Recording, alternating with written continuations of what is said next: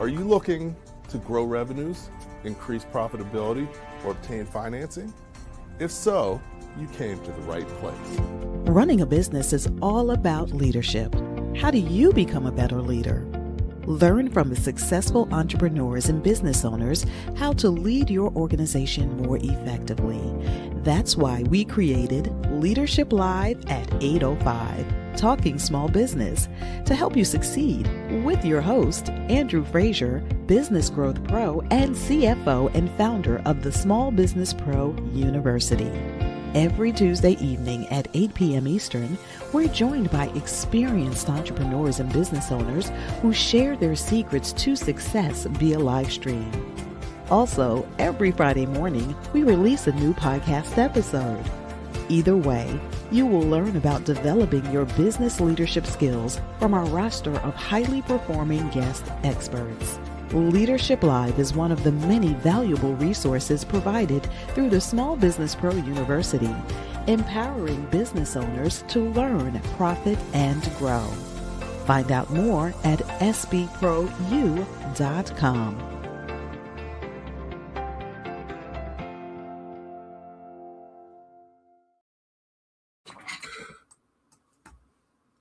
Good evening. Welcome back to Leadership Live at 8:05 Talking Small Business.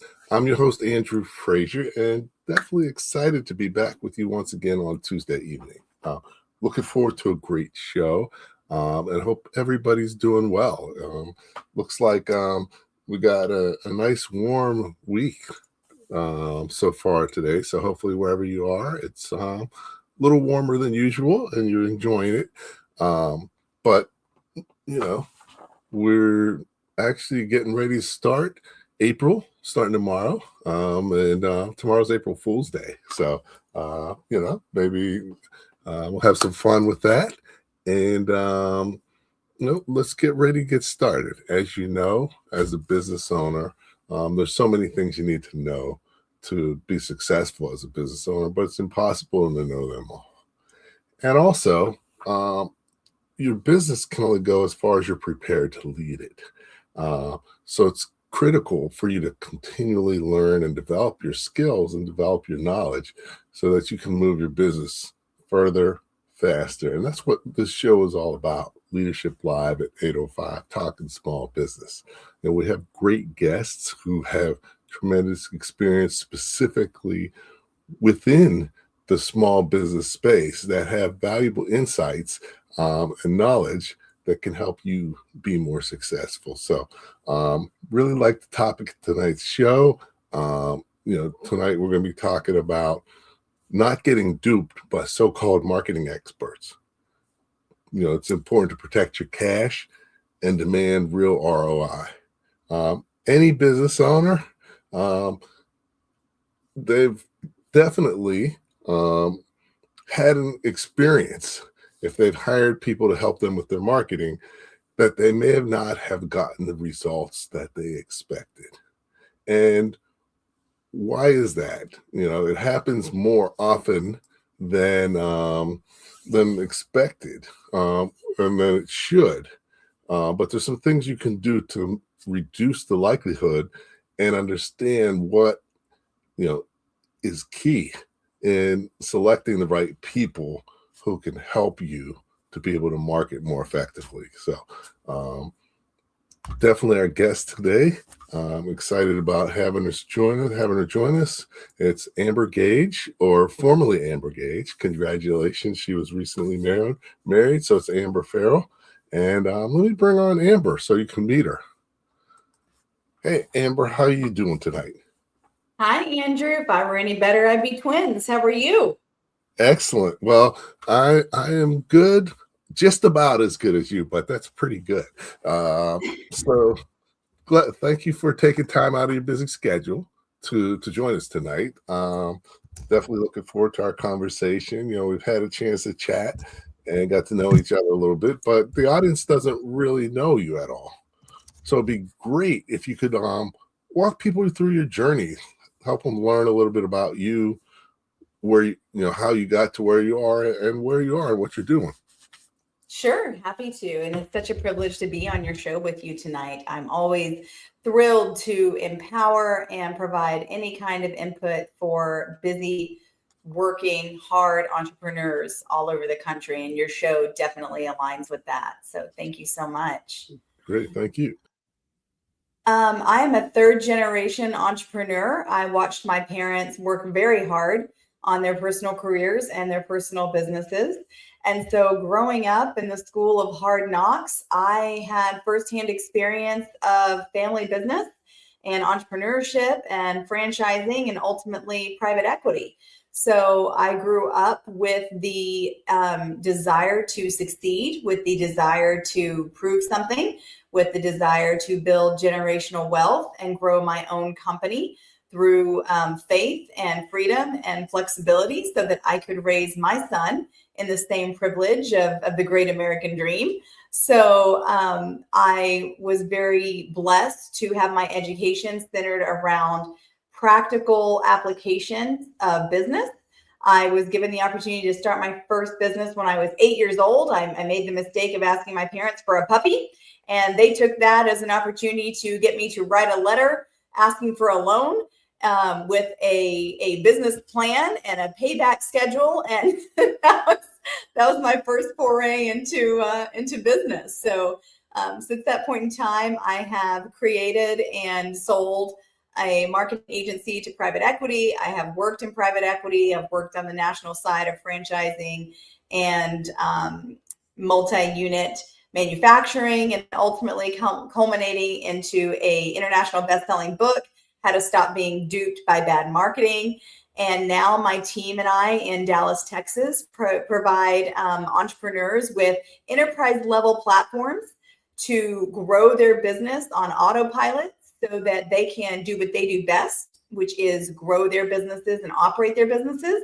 And then we automate the brand, the marketing, and the lead generation through AI and softwares that they have real-time access to, and they never have to worry about switching agencies again. So that's a little bit about me, Andrew. Excellent, excellent. So, it's great to hear people's journeys because nobody has the same or even a similar journey many a time. So it's always great to learn a little bit about your guests and where people are coming from and your perspective. I think definitely very few people have a private equity perspective or understanding. So how has that shaped your experience as a business owner and your perspective about businesses? I think the private equity experience allowed me to look at businesses as a money-making tool, an opportunity to grow businesses and sell them for the benefit of those at the table.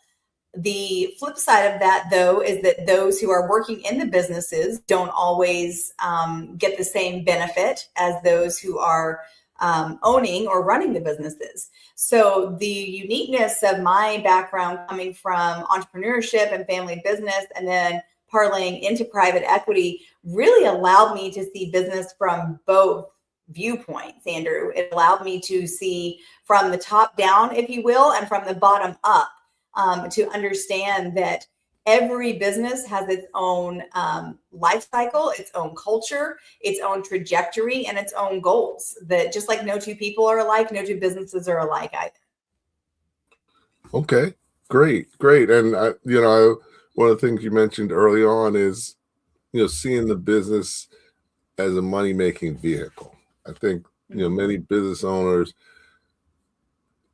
sometimes avoid seeing their business as a money-making vehicle or feel bad about thinking about it in terms of being a money-making vehicle. Have you experienced that with certain people you may have or have worked with? And how do you help people get beyond that? Absolutely. I think everyone has different goals for their businesses. There are solopreneurs that enjoy working for the sake of the joy of their craft. There are hobby businesses that don't really have any intention to go enterprise. There are family owned and operated businesses, and there are the enterprise level thinkers who want to build and grow and scale and flip and do it all over again. And so what we have to do as a marketing agency is to align the business goals with the marketing tools that are going to put them on the path of how they define success. Every operator has a different goal, has a different passion, has a different purpose for his or her business. So understanding the ultimate goal of that business and really beginning with the end in mind is a huge part of how we align our marketing strategy and tactics for the benefit of the business owners or operators.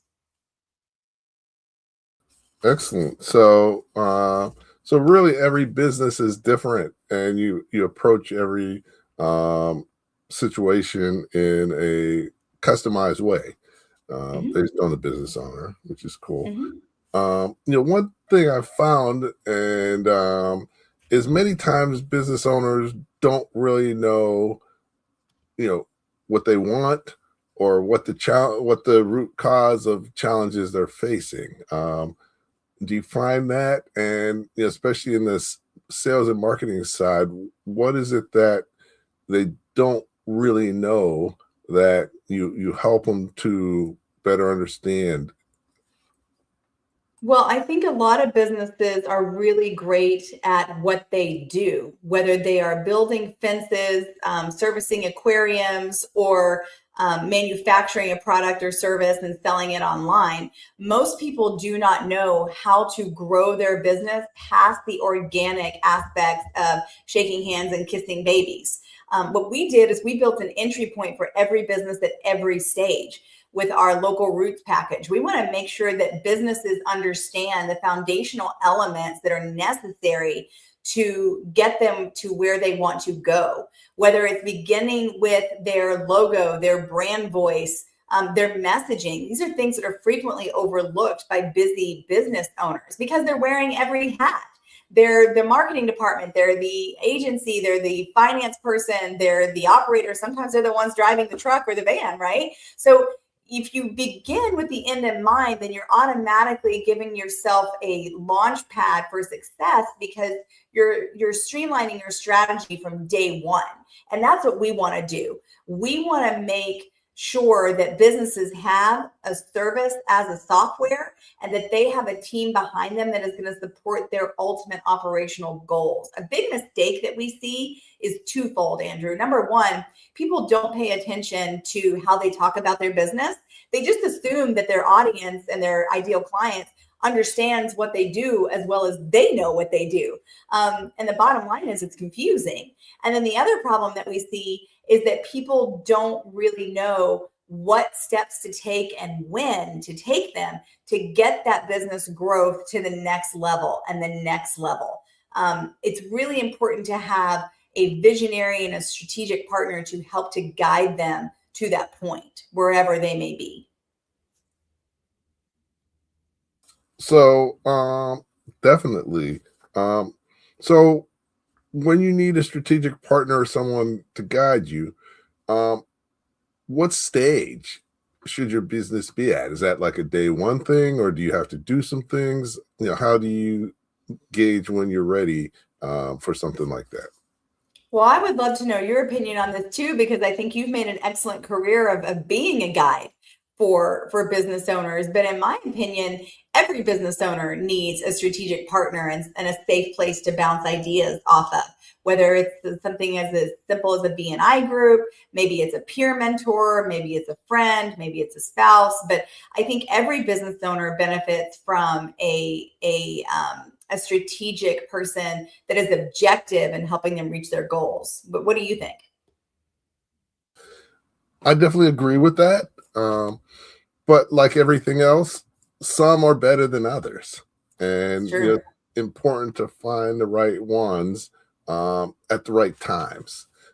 Because some are better earlier on and some are better later on or in the middle.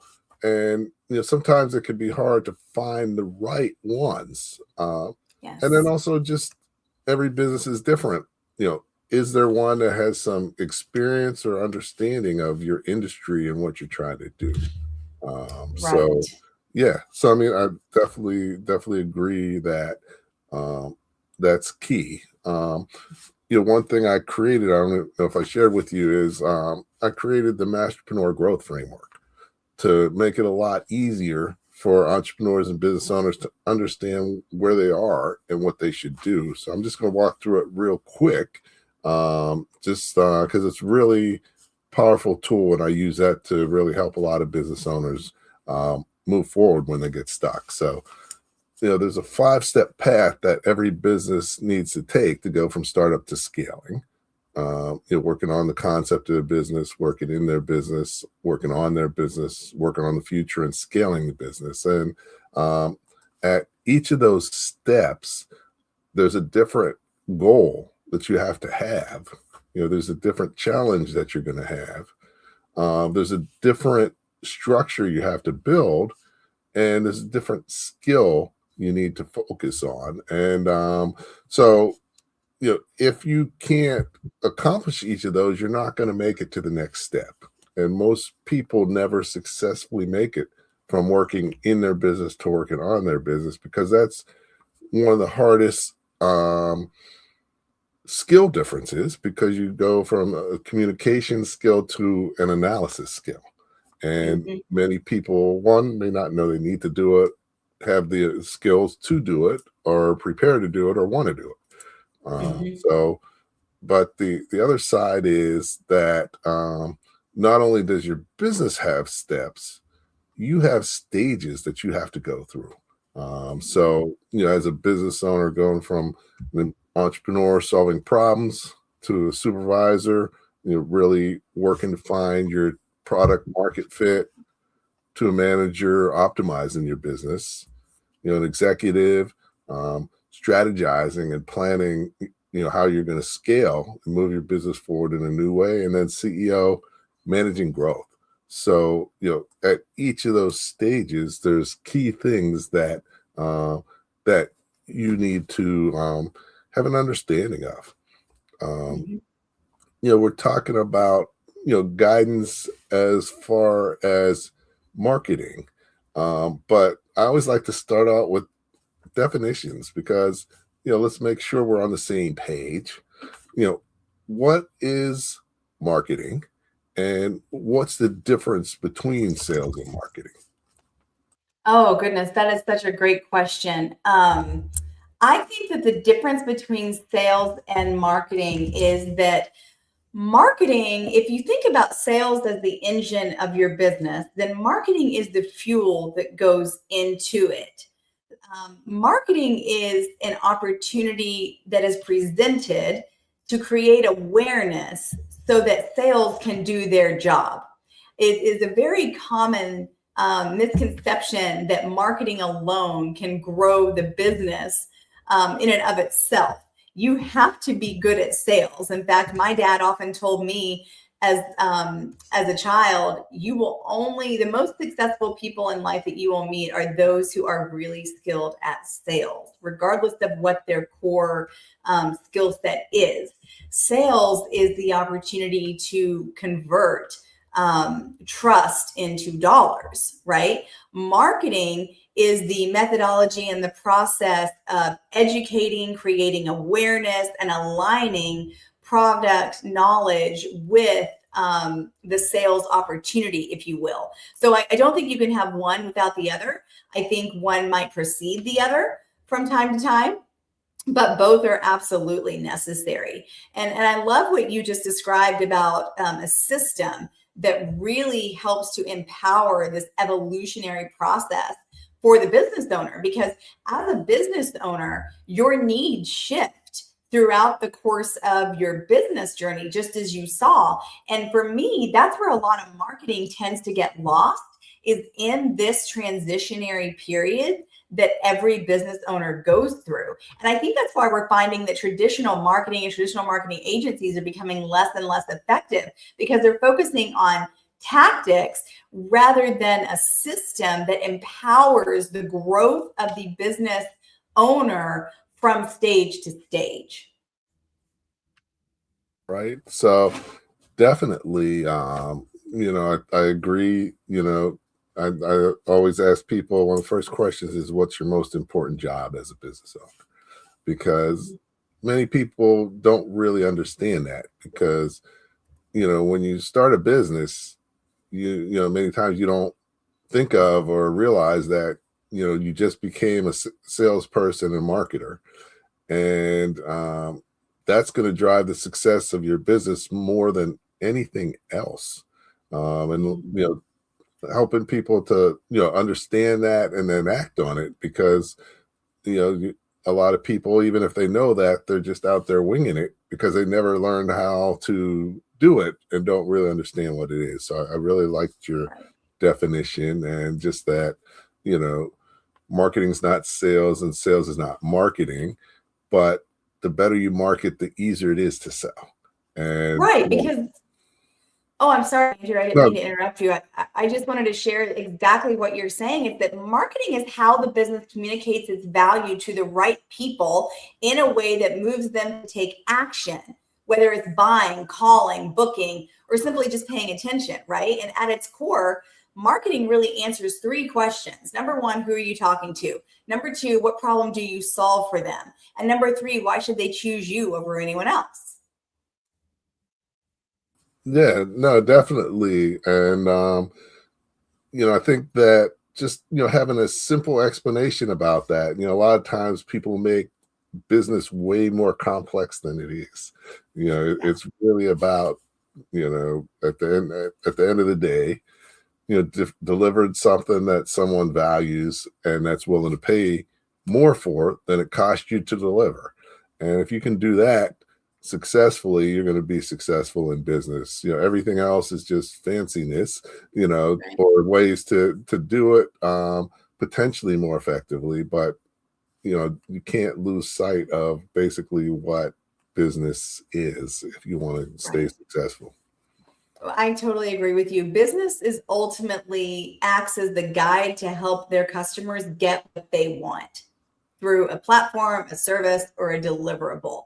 And, marketing works well when the customer sees themselves as the hero of their own story and the business helps them win. That's when everything clicks. The channels, the tools, the campaigns, that's when everything starts to convert. But ultimately, the business owner is in itself a servant leader to their customers.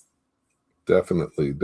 And, it's a journey, marketing journey. You got to develop over time. You learn so many things over time. Sometimes you learn by learning, sometimes you learn by losing money.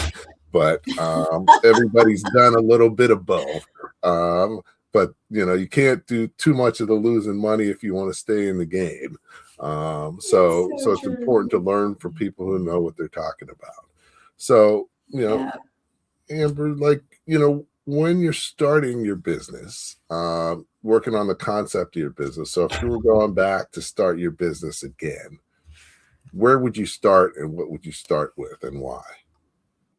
If I had to do it over again, Andrew, I think I would probably start with more of an understanding of where I wanted to end up. Am I starting this business because I want more time and freedom and flexibility, and therefore the revenue isn't that important to me? Or am I starting it because I want to flip the business in 5 years? Begin with the end in mind and then build backwards from there. I truly believe that the reason that our business is unique is that we aren't a marketing agency in our core. We're a marketing operating system that empowers business owners to grow and get access to enterprise grade tools that's going to help them thrive and save them time and give them energy and capacity back. If I had had that knowledge of what was coming down the pipeline in terms of AI back when I started my business, I think I would have laid the framework very differently instead of just focusing on the tactics that we were going to try to deliver to those customers that we had in the early days.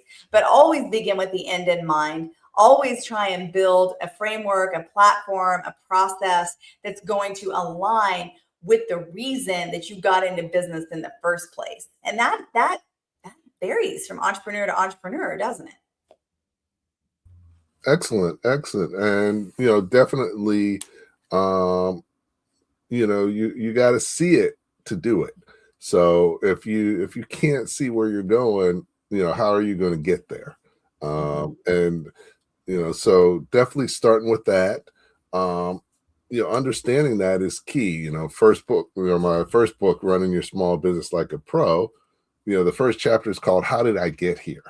And that's exactly, if you don't do that and you don't do it regularly, because that may change over time.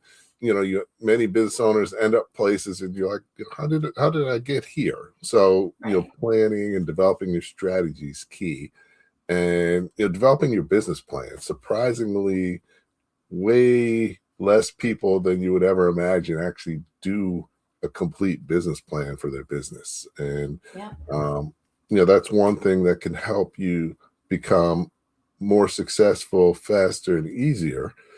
And the most important thing, part of your business, is your market research and your marketing plan. And many people skip over that to their own detriment. um, Amber, what is marketing research versus your marketing plan? And what are some best practices around doing those successfully? Yeah, these two get blurred all the time, Andrew. And so some clean ways to distinguish this is that, market research is the investigation. A marketing plan is the prescription. So think of it like you're going to a doctor. Market research is all the tests and the diagnostics and the blood work, the x-rays, the vital signs, all of those things, right? That you need to figure out what's going on symptomatically. The marketing plan is the treatment plan that the doctor writes based on those results. You don't want a doctor prescribing before they diagnose, right? You need the lab work first. So the market research is really going to answer who is your customer and what do they actually care about? Where do they spend their time and attention? What are your competitors doing and where are the gaps? This is how you differentiate yourself. And how does the market perceive what you're doing right now? It's the data, it's the listening, it's getting out your own assumptions. Because again, this really should be very objective, not based on your own opinions, right? We can't make money on opinions. I guess some people do. I can't. A marketing plan answers what will we do, in what order, and why. Which channels and tactics are going to match our audience, and how will we measure success? And the B word, what's the budget? So it's the strategy, it's the roadmap. So market research tells you what's true. Your marketing plan tells you what to do. If you skip the research, then your plan just got really expensive and very, very shaky. No, that's a great point. You have to prepare before you do stuff, and otherwise you're going to be out there winging it, and you're going to get winging it results. And unfortunately, too many business owners, that's where they are.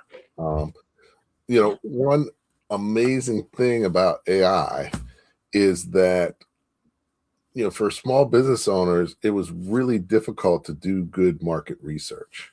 Um, and as a result, you were at a huge disadvantage to larger businesses, because they would spend millions of dollars on market analysis. And, you just can't do that as a small business. Um, Mhm. I've started using AI for that. A lot of people are, but a lot of people are a little bit afraid of AI too. Um, Mhm. but talk a little bit about, how can you use, some basic ways that you can use AI to do some market research, and what are some of the questions you should be asking? Well, and this is the thing, right? Because with AI, it's garbage in and garbage out. And you have to be really careful about the prompts that you give it. And you have to validate the information that you receive back from AI, and not just take it as the gospel truth. So I think it's important to understand that there are foundational ways to use AI for market research, but there's also some things that you really need to think about. I think you can use AI like your Think Like My Customer tool. If you were a 45-year-old HVAC business owner with 8 employees, what keeps you up at night about marketing, right? That would be a prompt that you could ask AI, and it would surface some pain points, some objections, some language that your real customers would use. So, I think that's one way is for you to make AI kind of your devil's advocate and think about some of the ways that it could help you get out of your own box when you're trying to do your market research. Another one that, again, you need to be careful with is using AI to analyze your competition. But you can feed AI your competitor's website copy, your reviews, their social posts, and ask it to identify things like the gaps, the positioning. What are their customers complaining about? Get it to do some of the legwork for you. We call ChatGPT our intern, but it is an intern. It is not a CEO. And the other thing that you can do is you can have it describe your customer base. You can ask it to identify certain segments. You can have it to do some intent research, some SEO platforms, maybe some trend spotting. So AI cannot replace market research, but it can accelerate it. What used to take weeks, to your point, Andrew, what used to take weeks for surveys and focus groups can now take an afternoon if you know how to ask the right questions and you're not afraid to validate the results. Excellent. Excellent. So, when you're doing market research, one of the biggest goals is, identifying your target market, but many business owners have an inaccurate definition of what a target market is.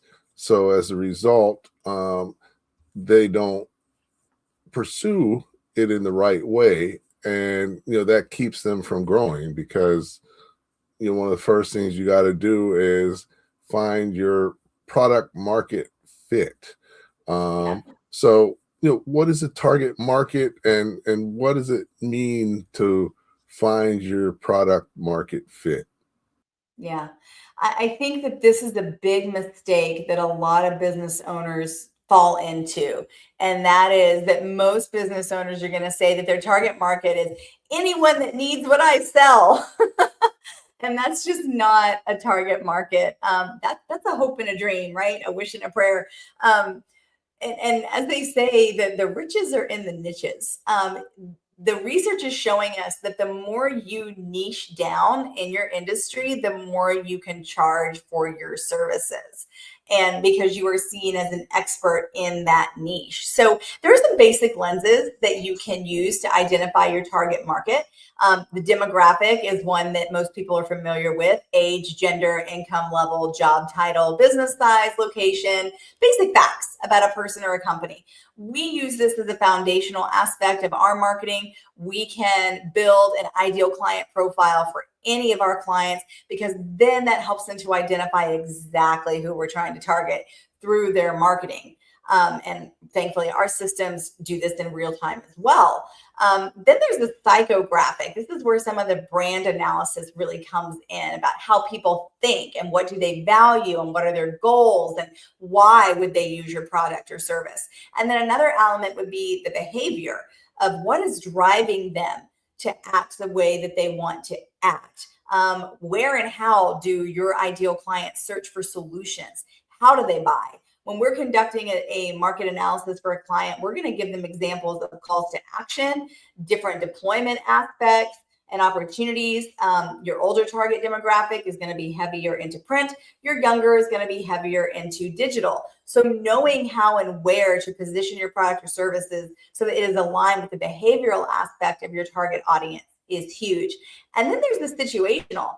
Not everybody needs your services all the time. Wouldn't that be great if we could just, make money grow on trees and just pluck it off because everyone needed our products or services at all the time? But you need to make sure that your company is positioned so that when a certain event is happening in the life of your customer, they are ready and you are ready to give them what they need at that trigger moment.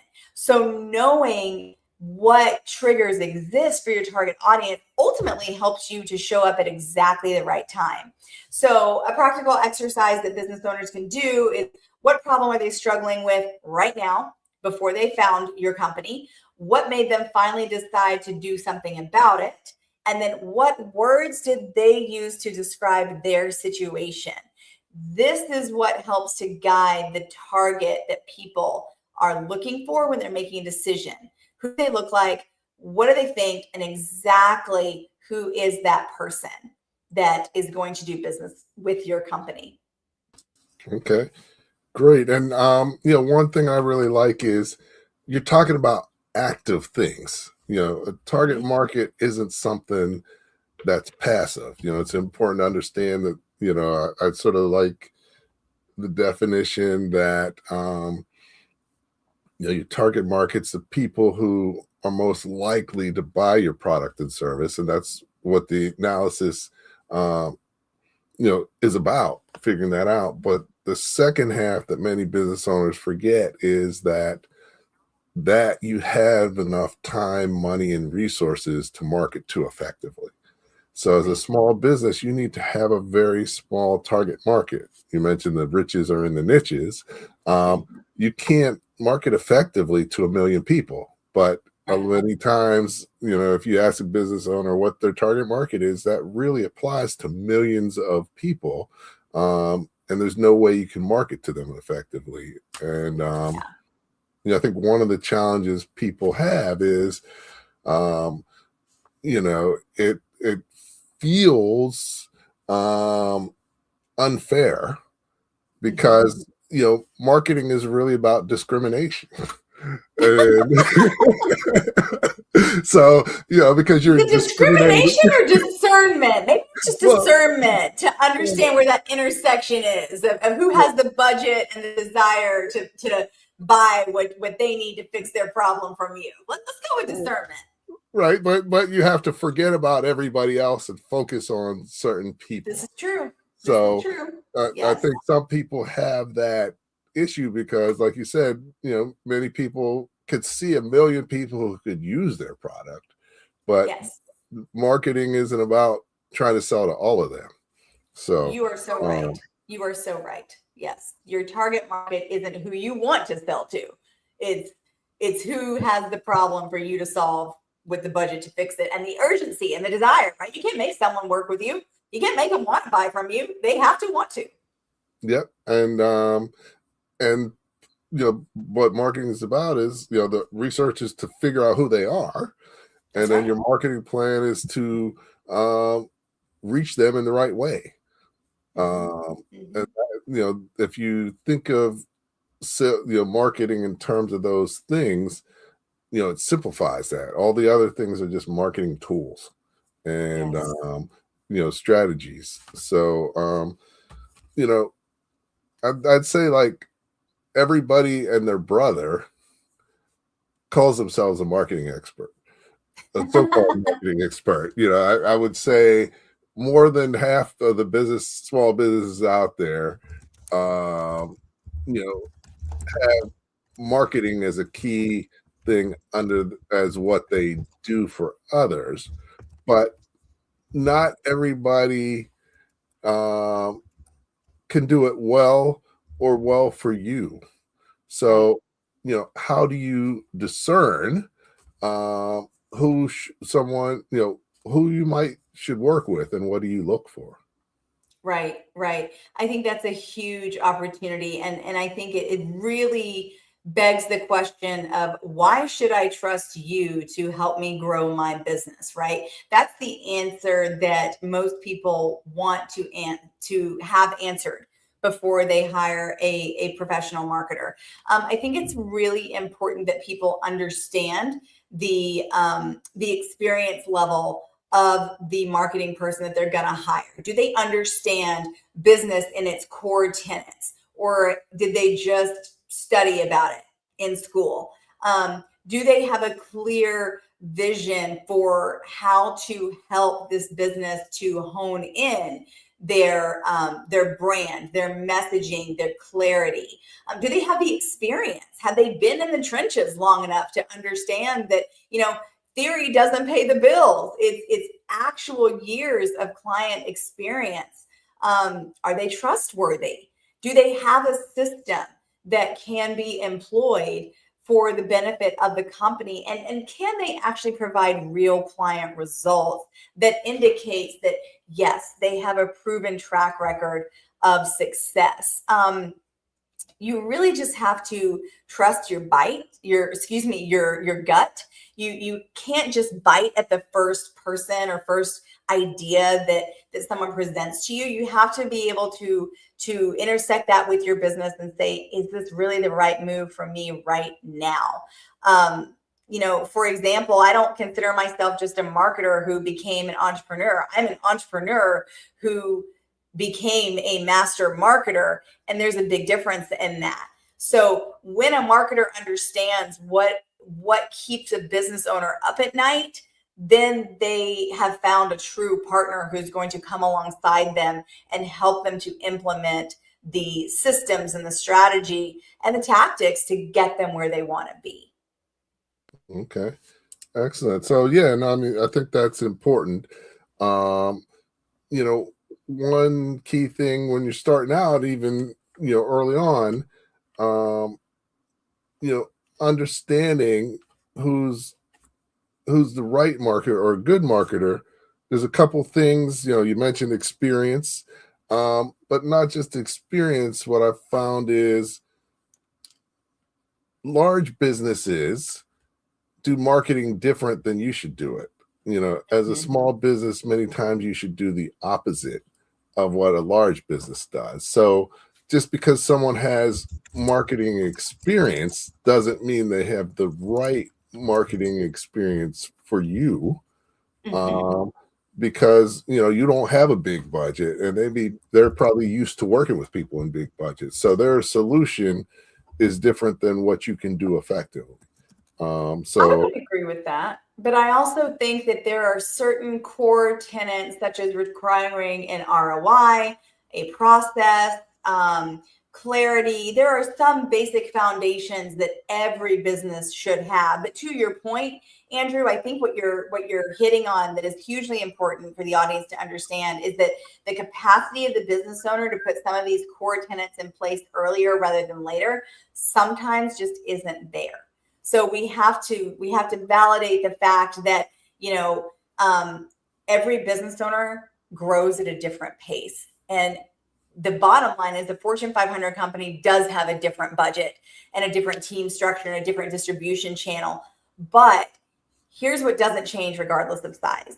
Human beings are still making the buying decisions, and a human being responds the same things, whether they're buying a $50 product or a $50,000 service. So trust, clarity, story, proper positioning, all these things have to be taken into account for both small and big businesses. Definitely. Those are key things. I just see that many times if you've worked in marketing for a big business, the breadth of your marketing knowledge may be not as wide as someone who's done it with small businesses, but in a small business, you're responsible for every aspect of marketing, whereas a big business, that's broken up. So, it's important to understand that. It's important to understand that much of the marketing education is large business focused. So just because people took classes doesn't mean they understand where you are and what you need. Right. So it's important for that as well. Definitely those are key. And then, I help a lot of people with financing, and I think the same goes for marketing. Is you don't necessarily want to hire the people who are trying to offer it to you too aggressively, because usually they're better at marketing to you than actually delivering the results, or they may be out there to take advantage of you. That's how a lot of people get into predatory loans. They got somebody calling them every day. Oh, we got a loan for you. You're approved. But you really need to go to someone who probably may not want to give you the loan, and you have to prove why you deserve it.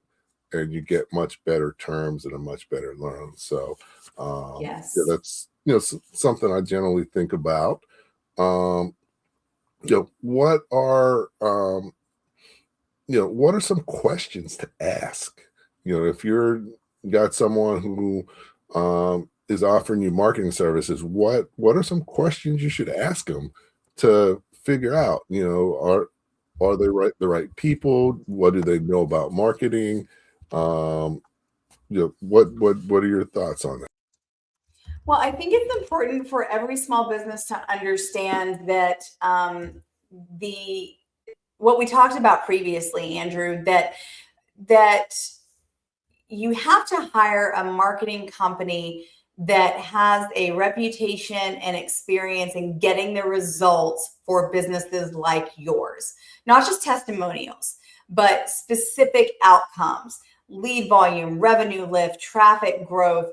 If they can't point to measurable results in your industry for a business like yours, then that may not be the right fit. Another question would be, who is specifically working on my account?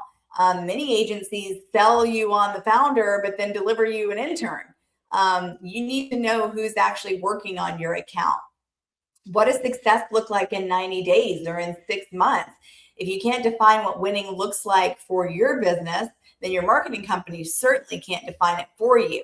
So is there alignment in how you're going to define success? How do you handle it when something isn't working? Are you getting a true partner, or are you just going to get someone that's going to make a bunch of excuses for you? And then also, what are the contractual obligations? If you do need to make a change or something's not working, are you going to be able to make those changes? And is there going to be transparency and integrity in those situations? And then lastly, what makes you different from every other marketing company that I could hire? Listen carefully. If the answer is vague, like we really care, we're results driven, we're a full service agency. Okay, those are table stakes. They're not differentiators. You want specifics that are going to help you to understand that you are getting intelligence, enterprise level services for the size of business that you are, that's actually going to drive results. And then here's a bonus question that I would include in anyone that you're talking to. What won't you do and why? We tell our clients as much what not to do as what to do, because we don't want them to waste their money on ineffective marketing tactics. So the best marketing partners have boundaries around what they take on, because they know where they excel and where they don't. And an agency that will do anything for anyone is just an agency.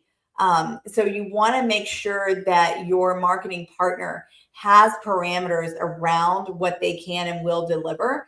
And, maybe they have other business associates that are in the industry and they can point you to. Like, we work with great PR team members. I'm not a PR expert, but the woman that I go to with all of my clients who need PR is someone who is on staff at SMU, and she has taught PR and done PR for 20 years. So I'm not going to be a novice at something and do it for my client. I'm going to bring in the best of the best to make sure the client has what they need. All right. Yeah, no, that makes a lot of sense. I mean, definitely those are keys. The other thing I see many times is, and I'm not sure if you're familiar with Alan Dibb, but he wants the one-page marketing plan, and like that's like the best book I've ever seen for small business marketing. And one of the keys that he lays out is that marketing is about strategy. It's not. It starts with strategy. And you need to have a strategy before you choose the tools. And many people are good at the tools, but don't necessarily start with the strategy. Right. So, understanding, you can't choose the right tools if you don't know what your strategy is. And Yes. then hiring someone in marketing who first can help you develop a plan, a strategy before you start picking tools. That's Because I right. think a lot of business owners go wrong there. And many times, we hurt ourselves because we're trying to do the wrong things with our marketing. Um, and we make it hard for someone to work with us successfully. Um, Mhm. so what are the things you have to fight with your clients about, um, to get them to do the thing that's going to help them be most successful? Because many times it's an education process, and they aren't always understanding or receptive to what really needs to happen. I think convincing our clients that it is, in fact, a process that takes time, not magic fairy dust that's going to work overnight, is a big part of educating clients when it comes to marketing. You mentioned Alan Dibb's book, and one of the things that he breaks down very clearly in his book is the three simple phases of marketing, right? It's the before, getting prospects, the during, converting leads, and then after, keeping and growing customers. So just getting the clients to understand that it is a process, and every piece of that process needs to be touched, massaged, examined, without expecting overnight results, especially if any one of these three buckets has been overlooked, is the greatest challenge. And that is the difference between marketing with a strategy in mind versus just throw it up against the wall and see if it sticks marketing. You have to look at the prospect phase. You have to have a clarity catalyst session like what we do to identify the target market. You have to make sure that the story is clear. You have to make sure that the lead conversion phase is really set up correctly for optimization. And then you have to make sure that customer phase, with the goal of creating a remarkable experience that generates referrals and repeat business, is actually delivered upon as well. So to answer your question, Andrew, I really think it's just helping the client understand that at minimum, there should be a 90-day commitment, and that every step of this three-step process needs to be delved into, examined, and tweaked. Excellent. Yeah. So no, definitely. I love how Alan Dibb breaks it down. Um, you know, I think that sometimes people think that they can just hire someone to do their marketing strategy and they don't necessarily need to be involved. Um, Right. and many times, like, the most important person in developing the marketing strategy is you as a business owner, because many times you're like 100%. the number one salesperson and marketer, and you know your customer, and you know what you do better than anyone else in your company. So having people, how involved do you have people in their marketing, planning and strategy, and you know what is it that you have them do, to be most effective at working with you? It's exceptionally involved. It should be a collaborative partnership from day one.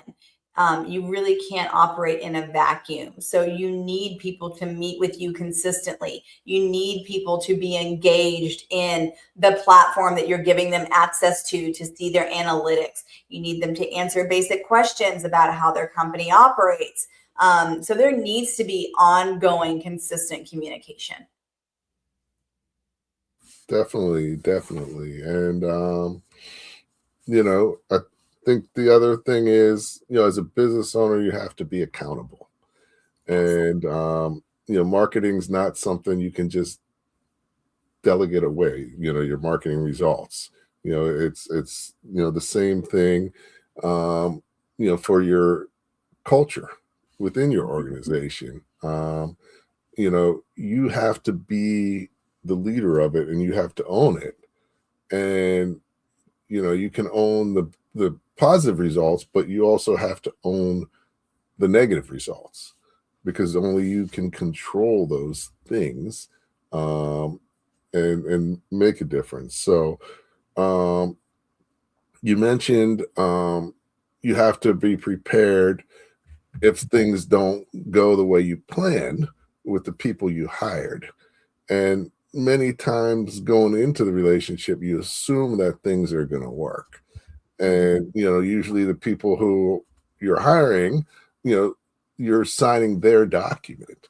So what should you look out for in negotiating a deal to work with someone so you don't get into a position where, you're obligated to something that you don't want to be obligated to any longer, and you're not getting the results that you're looking for? Well, I think that it's important to have a high level of trust and transparency. You should also look out for the flexibility of the terms, obviously, on any contractual obligation. But this is exactly why my company exists the way that it does, is that we want to be able to empower business owners to not jump from agency to agency. We want to put the power of marketing back into the hands of the business owner themselves so that they don't lose time, they don't lose momentum, they don't lose the messaging and the control of their platforms.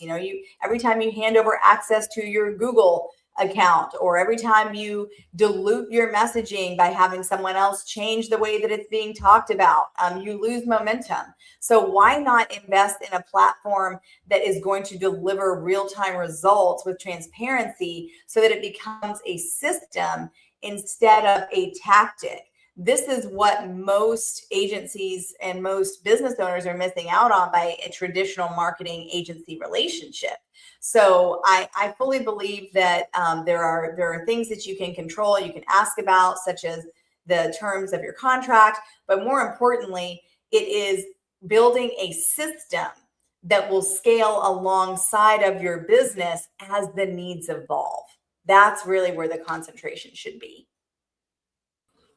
Definitely. So, having a partnership, we looked at the 5 steps from startup to scaling. How long are they the right people to work with at the stage you're at, and how many stages can they work with you through effectively? So, this has been great, Amber. One of the things is, the hour just goes too fast. We're bumping up against the hour, and I think on some ways it feels like we're just getting started, getting warmed up. Well, I'd love to come back. I very much appreciate the empowerment that you give your audience, and it's always fun to talk about marketing. Definitely, and appreciate you and your energy.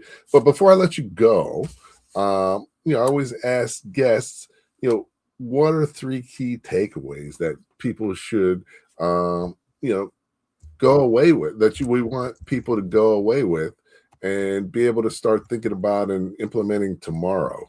It's a waste to come to something like this and not take away something and incorporate it into what you're doing. So if you could take a second, I'll play a short video for you to kind of think through kind of what you think is the best things people should take away. And, we'll just let people know a little bit about what we do here at Small Business Pro University.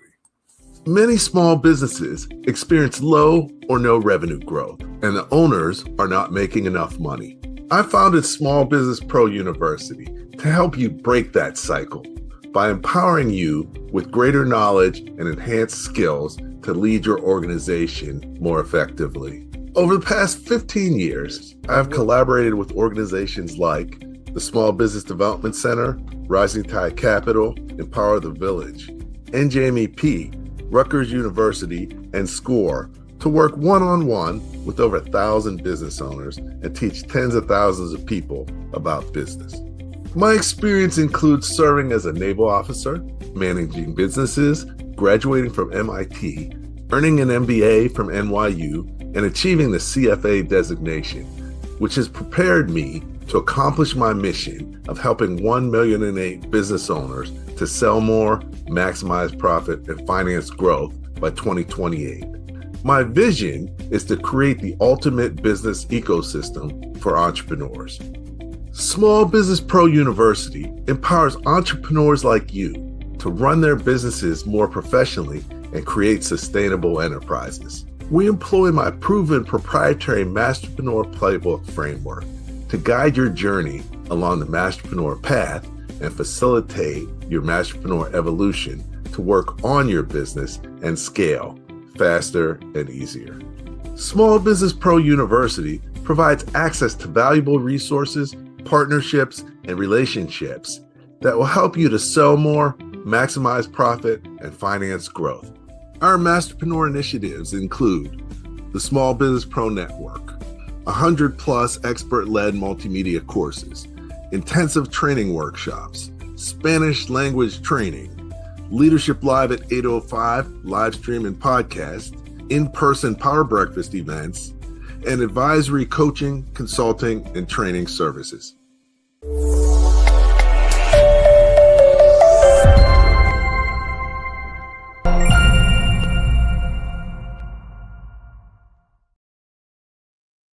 Okay, welcome back. I'm here with Amber. We've been talking small business, and our topic tonight has been don't get duped by so-called marketing experts. It's important to protect your cash and demand real ROI. So what should people take away from this discussion tonight, Amber? Well, Andrew, it's been a fantastic discussion, and I very much appreciate you having me on. And even more so, I appreciate the value that you're bringing to entrepreneurs every day through your program. So thank you so much. Tip number one is to get clear before you spend. Before you run a single ad, post another piece of copy, or hire anyone to help you with your marketing, get really crystal clear on three things: who your customer is, what problem you solve for them, and why they should choose you over anyone else. Stop spending money on marketing that are just tactics before you have a strategy. Research first, plan second, and execute third. In that order, every single time. Tip number two, you need a system, not a series of tactics. Random marketing produces random results. If your marketing is a collection of disconnected things, a social post here or there, an ad, a website nobody updates, you don't have a marketing strategy. You have marketing chaos. The businesses that win are the ones that build a system that captures attention, nurtures interest, and converts consistently without the owner having to touch it every single day. Marketing is not an event, it's an engine. And it's an engine that runs on systems, not hopes and dreams. And then finally, Andrew, tip number three is use AI to research, not replace your thinking. You don't need a big budget or a big team to do real market research anymore. You can open an AI tool today and ask it to think like your ideal customer. The businesses that are winning with AI aren't using better tools. They're just asking better questions. So I hope that the information I provided resonated with your audience. And if you want to know any more about what we do or the marketing gaps that we fill, you can go to my website, which is farbeyondmarketing.com, and take our free 2-minute quiz. It'll show you what to fix first, no sales calls, no other action required to get the clarity that you need. Hey, great. Thanks for sharing that. I mean, definitely clarity first, figuring out who you serve, what you provide, and why they should choose you is key. System and process versus doing random things. And then AR should be your research partner, not your marketing strategist. Very valuable insights. Definitely. Thanks again for joining us. We've got your website and your LinkedIn profile in the chat. So anybody who's tuned in, feel free to reach out. Appreciate you joining us. Anything you want to share before we close out? I would just encourage everyone to really think about their expectations for their marketing and whether or not they're building a sustainable system that's going to drive consistent results in an economy that's always shifting. Definitely. Excellent. Well, if you could hold on a minute as I close out, that would be great. So, once again, always appreciate you tuning in. We value your comments, your questions, your ideas during the show. And at the end of the day, we're doing this show for you. So hopefully you're taking as much as possible from the show, whether you're with us here live or you're checking it out, the recording, or even you're listening to it via podcast. So once again, appreciate Amber being here today. Each week we have some tremendous guests, and I'm excited about next week as well. Each week we have a different focus. And next week, I'm going to have John Urson, and he's a managing partner of a law firm here in Jersey that really has the ability to, work with your business from startup to scaling. But like I mentioned, at every step, you need different things. And, we're going to talk about at each step, what should your legal game plan for growth be, and, what you need at each stage. So hopefully you can join us next Tuesday evening. Definitely, understanding the legal aspects of your business. A lot of times, business owners don't really think about it until you get in trouble. But that's the last time you really want to think about the legal aspects of your business before you need to know them rather than after. So, I'm looking forward to learning a lot as well from John, and definitely, hopefully you can join us. So, always remember, at the end of the day, the more that you know, the faster and more successfully your business will grow. Take care and have a good evening. Thank you for listening to Leadership Live at 8:05, Talking Small Business. Subscribe to our YouTube channel and to the podcast on your favorite podcast platform. Leadership Live is one of the many valuable resources provided through the Small Business Pro University, empowering business owners to learn, profit, and grow. Find out more at sbpro.u.com.